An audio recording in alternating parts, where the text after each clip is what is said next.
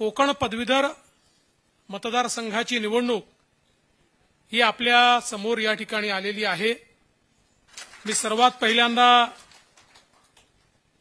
श्री राज ठाकरेजी यांचे देखील मनापासून आभार मानतो की त्यांनी मनसेच्या वतीनं अभिजित पानसेजींना उमेदवार म्हणून घोषित केलं होतं।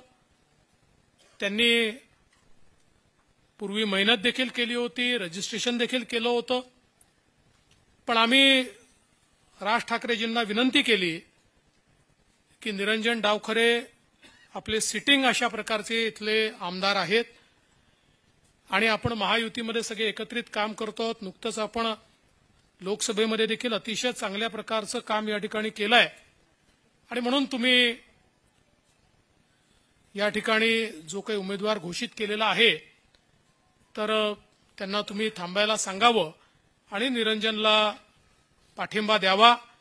आणि तशा प्रकारे श्री राज ठाकरेजींनी निर्णय घेतला आणि अभिजित पानसेजींनी आपली केलेली सगळी मेहनत ही निरंजनच्या पाठीशी उभी करण्याचा निर्णय घेतला आणि म्हणून मी खरोखर तुमचं अतिशय मनापासून या ठिकाणी अभिनंदन करतो।